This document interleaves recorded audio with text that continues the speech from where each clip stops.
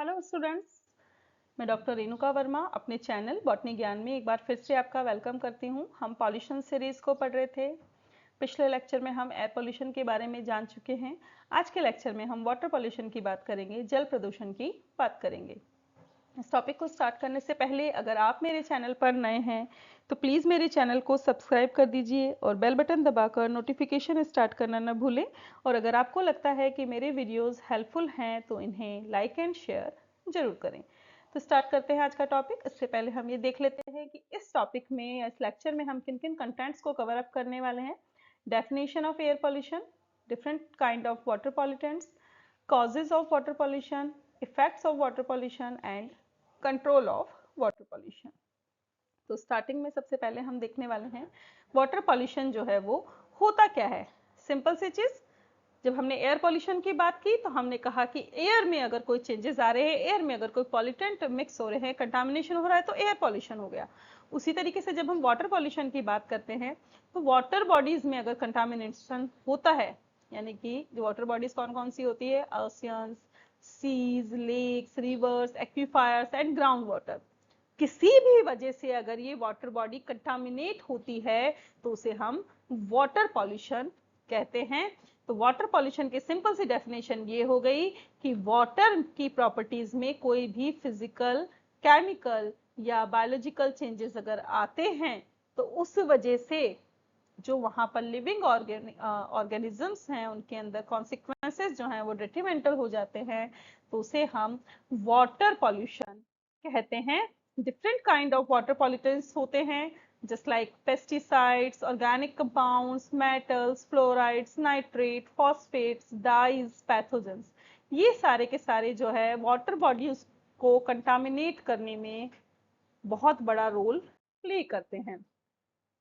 तो बात करते हैं सबसे पहले वाटर पॉल्यूशन होता किन किन की वजह से है, कॉजेस क्या है। First one is sewage water, industrial wastage, agriculture factors, dissolved oxygen, biological oxygen demand, chemical oxygen demand, thermal and radiation pollution, marine pollution, invasive species and underground water pollution. इन सबको हम डिटेल में देखेंगे कि actual में किस वजह से ये होता है। सबसे पहले हम बात करते हैं सीवेज वाटर की।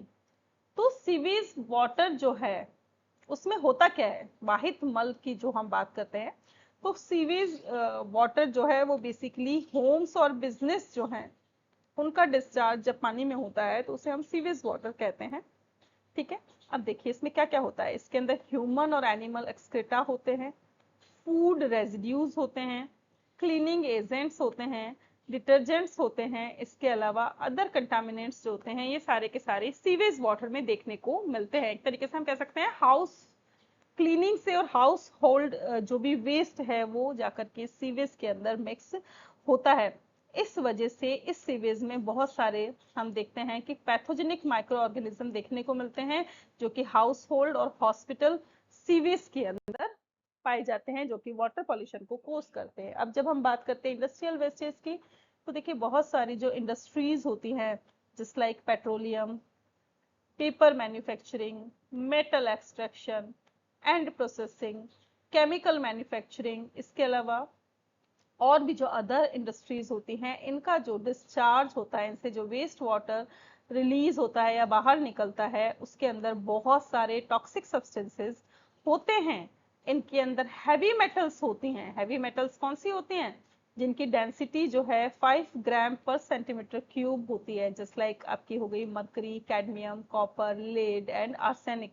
ये सारी की सारी इसके अंदर होती हैं और बहुत सारे ऑर्गेनिक कंपाउंड भी इसके अंदर प्रेजेंट होते हैं जो कि पानी की क्वालिटी को, वाटर की क्वालिटी को चेंज कर देते हैं।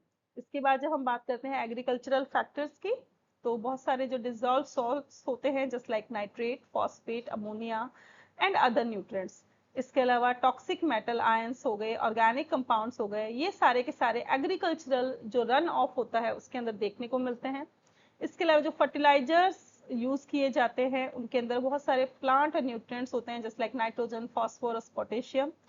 इसके अलावा जो एक्सेस फर्टिलाइजर्स होते हैं, वो एक्सेस फर्टिलाइजर कहाँ जाएगा? हमने फर्टिलाइजर को डाला, फर्टिलाइजर जो ज्यादा हो गए हैं वो ग्राउंड वाटर में लीच आउट होते हैं और जाकर के सरफेस वाटर के साथ में मिक्स हो जाते हैं। जो पेस्टिसाइड्स हम यूज करते हैं, जिसमें insecticides, fungicides, herbicides and other chemicals होते हैं, वो भी एक सोर्स होते हैं, क्योंकि इनके अंदर बहुत सारे केमिकल्स होते हैं। Chemicals just like chlorinated hydrocarbons, ठीक है। इसके अलावा organophosphates, metallic salts, carbonates and others, ये सारे के सारे जो हैं पेस्टिसाइड्स के अंदर होते हैं। और बहुत सारे पेस्टिसाइड्स तो ऐसे होते हैं जो नॉन बायोडिग्रेडेबल होते हैं, तो इनका जो रेजिड्यू है वो बहुत टाइम तक वहां पर रहता है। इसके अलावा जो रन ऑफ होता है, पोल्ट्री फार्म से निकला हुआ, पिगरीज से निकला हुआ, स्लेगट हाउस से निकला हुआ, ये सारा का सारा जाकर के रन ऑफ कहाँ मिल जाता है? पानी के अंदर मिक्स हो जाता है, और ये सारी चीजें जो है वाटर पॉल्यूशन को कॉज करती हैं। Next is dissolve oxygen. तो एक्चुअल में क्या होता है, बहुत सारे जो ऑर्गेनिक और इनऑर्गेनिक वेस्ट हैं जब वाटर में मिल जाते हैं, तो वाटर का जो डीओ कंटेंट है, डिसॉल्व्ड ऑक्सीजन कंटेंट है, वो रिड्यूस हो जाता है, यानी कि जो ऑक्सीजन मिली हुई है पानी के अंदर वो उसकी मात्रा कम हो जाती है, ठीक है।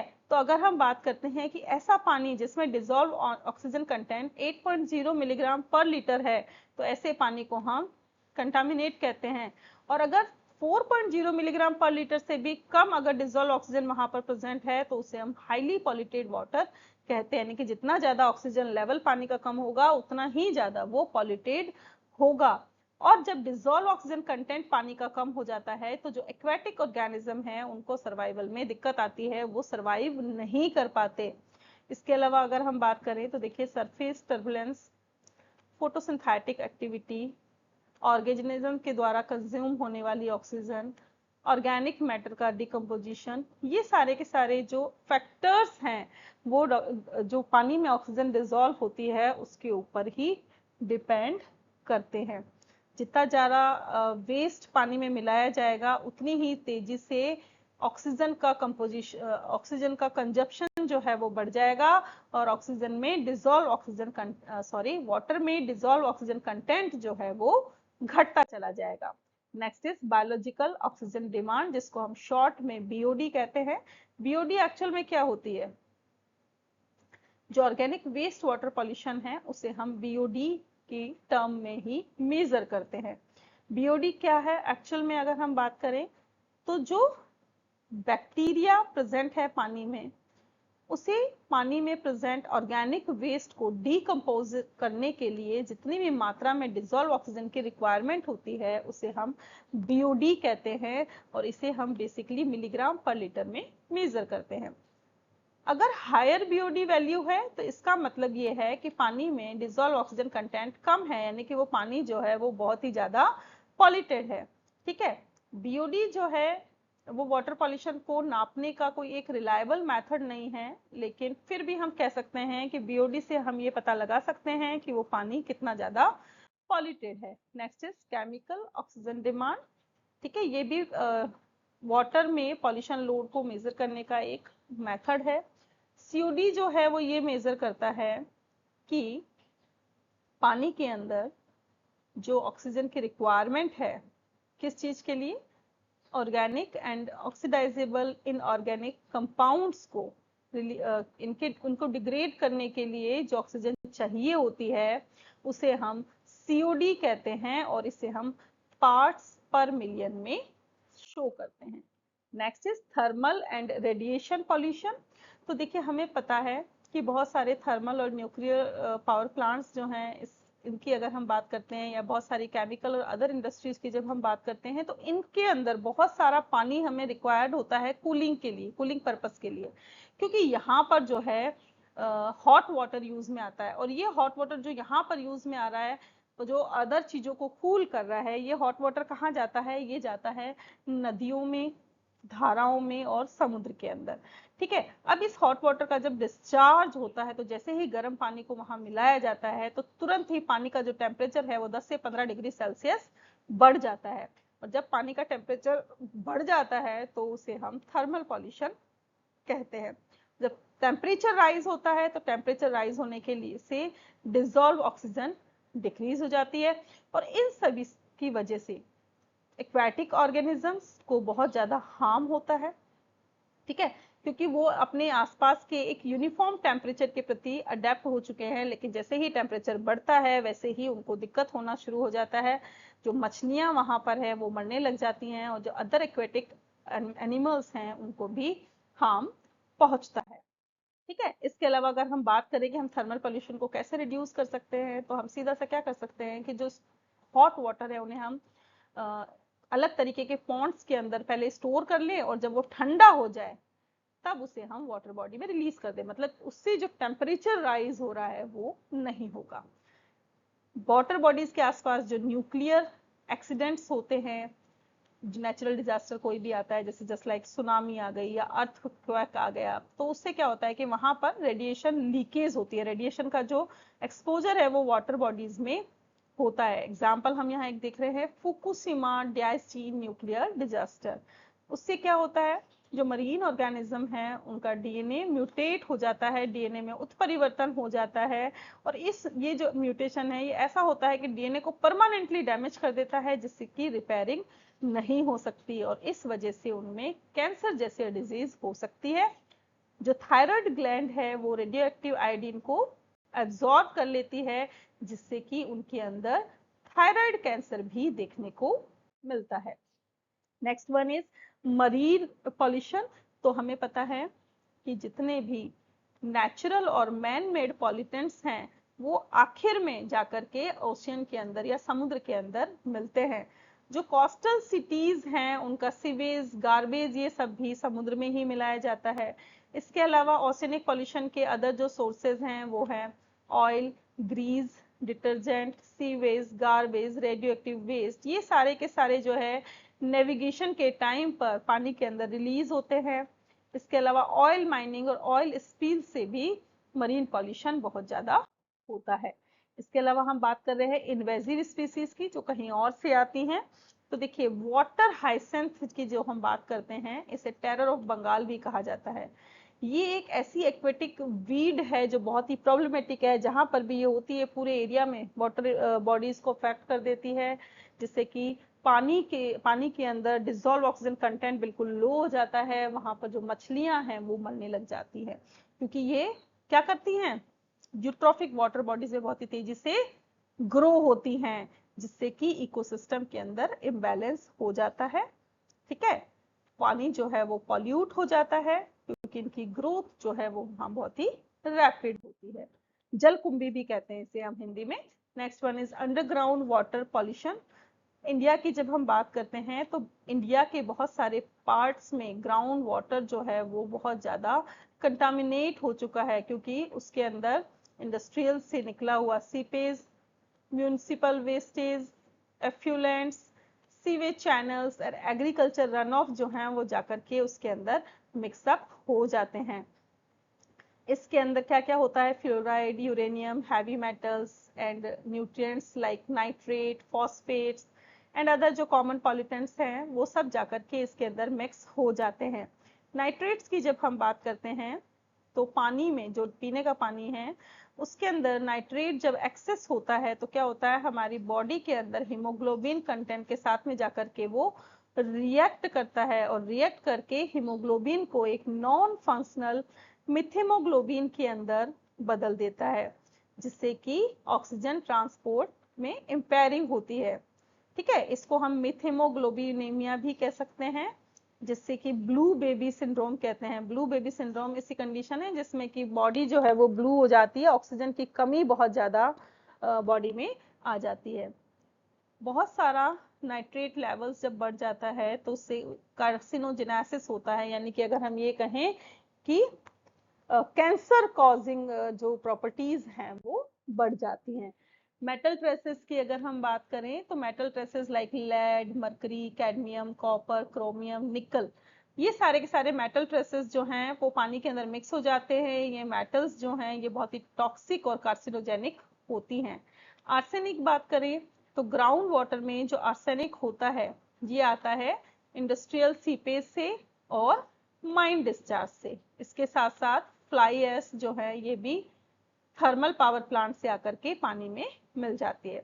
इंडिया में बहुत सारे जो लोग हैं, जिसमें हम बांग्लादेश की बात कर रहे हैं, जो गैंग्स डेल्टा पर पाए जाते हैं, ये ग्राउंड वाटर कंटामिनेशन से बहुत ज्यादा एक्सपोज हुए हैं, क्योंकि यहाँ ग्राउंड वाटर के अंदर बहुत हाई लेवल में आर्सेनिक पाया जाता है, जो कि बहुत ही ज्यादा टॉक्सिक होता है और बहुत ही डेंजरस पॉल्यूटेंट होता है।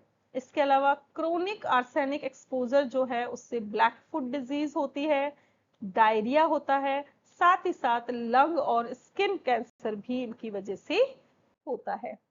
फ्लोराइड्स की जब हम बात करते हैं, तो पानी में जब बहुत ज्यादा फ्लोराइड होता है, तो उससे न्यूरोमस्कुलर डिसऑर्डर्स होते हैं, गैस्ट्रोइंटेस्टाइनल प्रॉब्लम्स होती हैं, टूथ डिफॉर्मिटी होती है, बोन हार्डनिंग होती है, बोन जो है बहुत ज्यादा स्टिफ हो जाती है, और पेनफुल जॉइंट्स होते हैं, जिन्हें हम स्केल्टर फ्लोरोसिस कहते हैं। इसके अलावा एक है knock knee syndrome. Knock knee syndromes जो हैं, वो ये होता है, जो हमारी जॉइंट्स होते हैं, उनकी हड्डियों में बहुत ज्यादा पेन होता है, और साथ ही साथ जो हमारे घुटने हैं, उन्हें मोड़ने में प्रॉब्लम आती है। इसके अलावा फ्लोरोसिस जो है, ये कॉमन प्रॉब्लम है, जो बहुत सारे स्टेट्स में देखने को मिलती है, क्योंकि वहां पर पानी के अंदर बहुत ज्यादा हाई फ्लोराइड कंटेन होता है।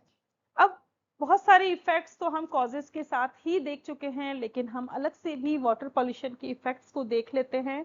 जो मेजर इफेक्ट्स हैं, वो क्या क्या हैं? देखिए, ह्यूमन हेल्थ के ऊपर, economic slow down, on the environment, on aquatic ecosystem, eutrophication, algal bloom और marine pollution देख लेते हैं। First one is human health. ये हमें सीधा सा पता है कि जो पानी हम पी रहे हैं, अगर वो पानी साफ नहीं है, तो क्या होगा? वहां पर बहुत सारी जो डिजीज है वो हो सकती है, जस्ट लाइक टाइफाइड, कोलेरा और other disease. Industrial waste water में जो मेटल्स होती हैं, just like lead, zinc, arsenic, copper, mercury, cadmium, ये जो है ह्यूमंस और अदर एनिमल्स के लिए हार्मफुल होती हैं। आर्सेनिक पॉल्यूटेड वाटर अगर हम पी लेते हैं, या हम कंजप्शन उसका कर लेते हैं, तो ये आर्सेनिक जो है हमारे बॉडी पार्ट्स के अंदर जाकर के इकट्ठा होने लगता है, जमने लगता है, जो कि ब्लड, नेल, हेयर, इनके अंदर जाके जमने लगता है। इससे क्या होता है? त्वचा में गांठें होने लगती है, रफ स्किन, ड्राई स्किन जो है वो थिक हो जाती है, और साथ ही साथ स्किन कैंसर भी हो सकता है। अब देखिए क्या होता है कि जो पानी में मर्क्यूरी प्रेजेंट होता है, तो बैक्टीरियल एक्शन की वजह से ये पानी जो है वो मिथाइल मर्क्यूरी कंटेंट के अंदर बदल जाता है, और जिस वजह से अगर ऐसे पानी को हम अगर पी लेते हैं, तो लिम्स नमनेस, लिप्स, टंग, डीफनेस, विजन ब्लरिंग और मेंटल डिरेंजमेंट यहाँ पर देखने को मिलता है। इसके अलावा अगर हम बात करते हैं, तो मीना माटा डिजीज जो है, वो भी पानी में मर्करी पॉल्यूशन की वजह से होती है। ये एक न्यूरोलॉजिकल सिंड्रोम है। नेक्स्ट वन इज, अगर लेड वाला पानी पी रहे हैं हम, लेड पॉइजनिंग वाटर अगर हम पी रहे हैं, तो इससे बहुत सारी बॉडी प्रोसेसेस जो है वो इफेक्ट होती है, बहुत सारे ऑर्गन्स और टिश्यूज में इसके टॉक्सिक इफेक्ट देखने को मिलते हैं। लेड कंपाउंड वाला जो पानी है, उससे एनीमिया, हेडेक, मसल वीकनेस, और साथ ही साथ हमारे जो मसूड़े हैं, उनके आसपास ब्लूइश लाइन देखने को मिलती है।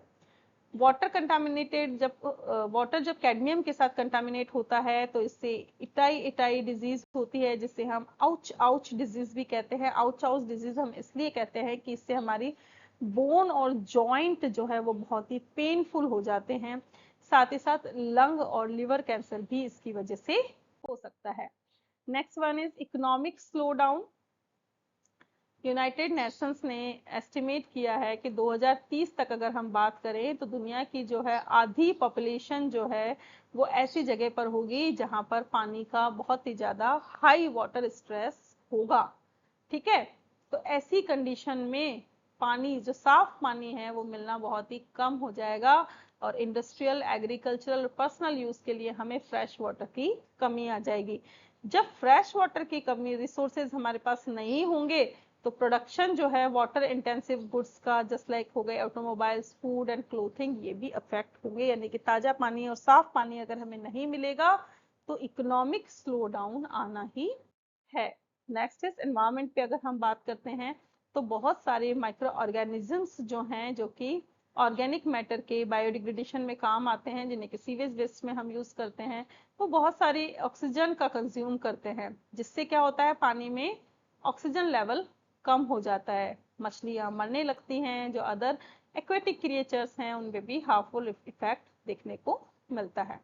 पानी में जब बहुत ज्यादा न्यूट्रिएंट्स का लेवल हाई हो जाता है तो उससे एल्गल ब्लूम होता है।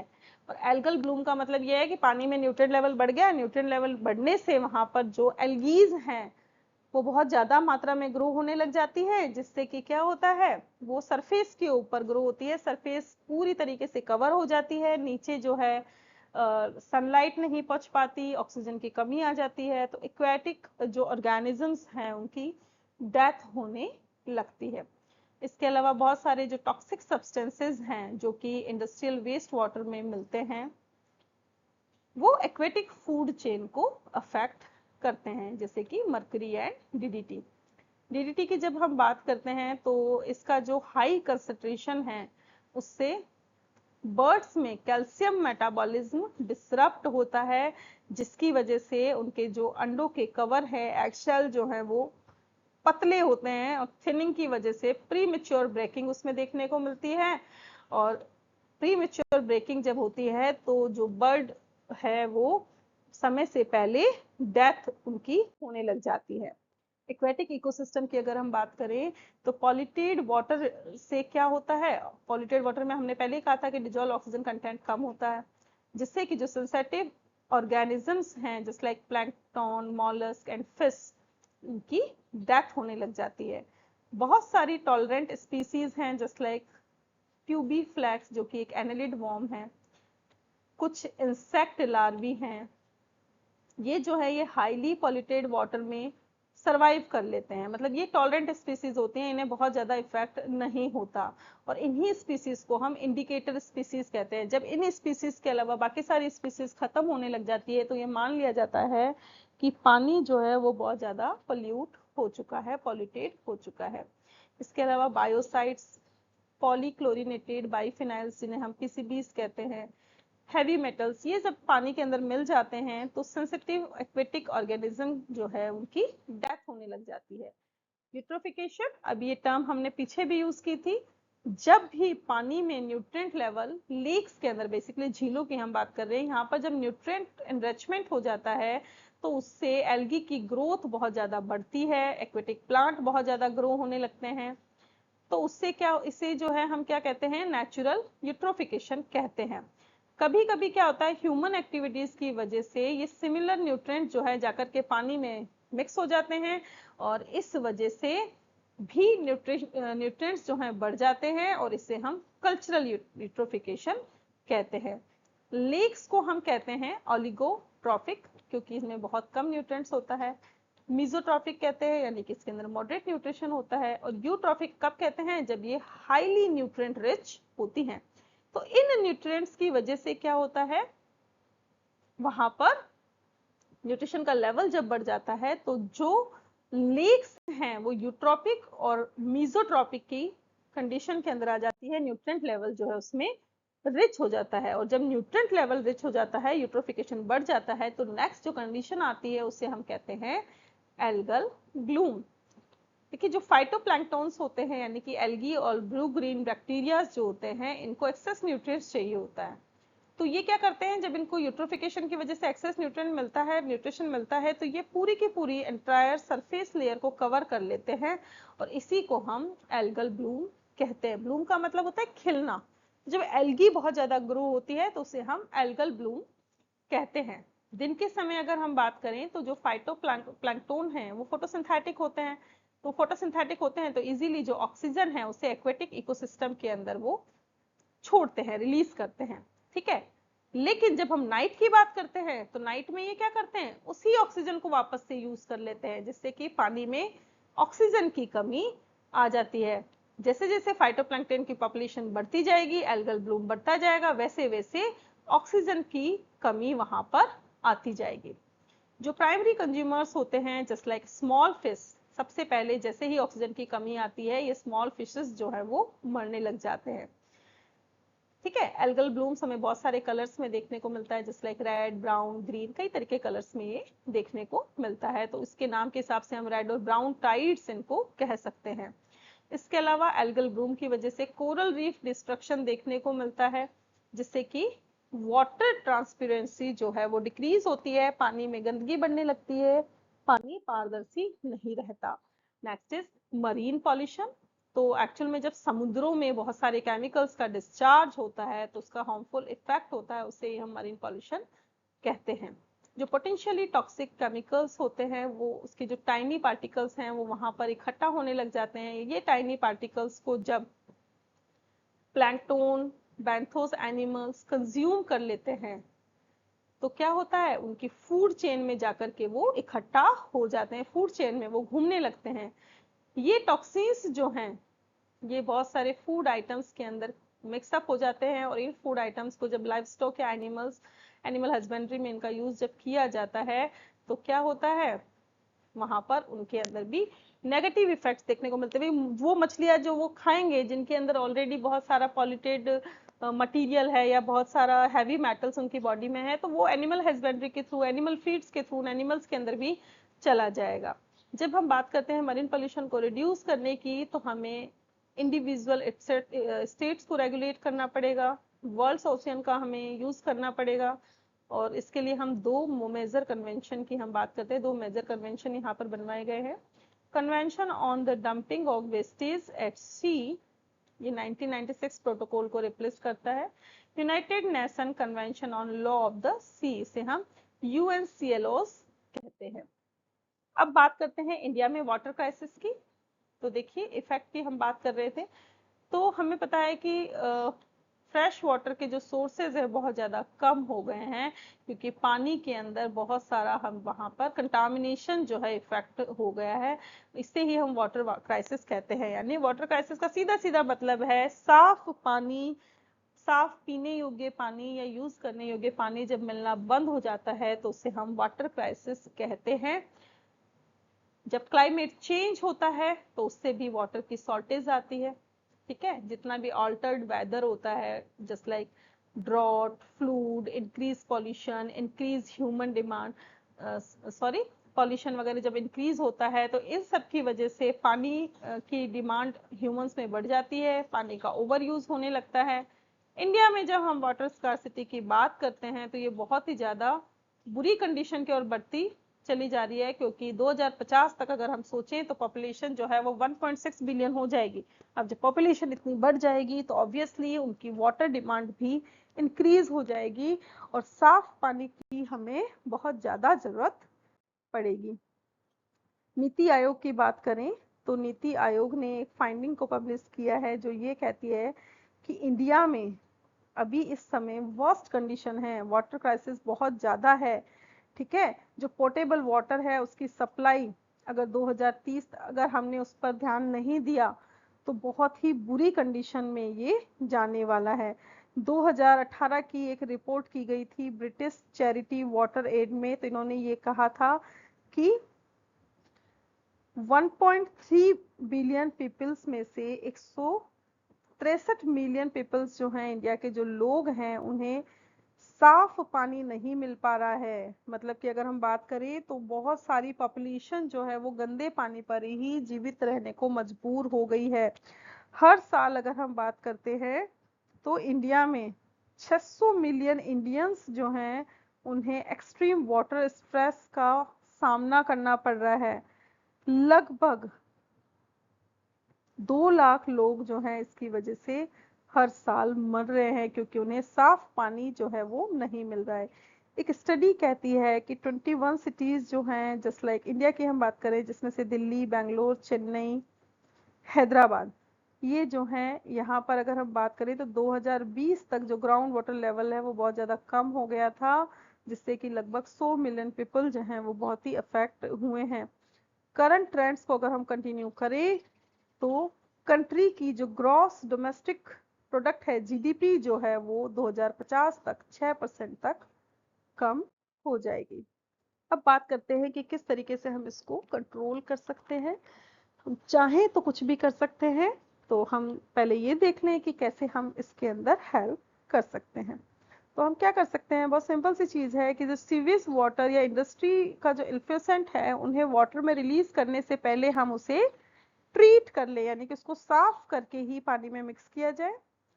पावर प्लांट से जो हॉट वाटर रिलीज हो रहा है उसको पहले कूल किया जाए, उसके बाद पानी में रिलीज किया जाए। डोमेस्टिक क्लीनिंग जो है, जो घरों का जो गंदा पानी है उसे टैंक्स, स्ट्रीम्स और रिवर में मिलाया नहीं जाए, ड्रिंकिंग वाटर में नहीं मिलाया जाए।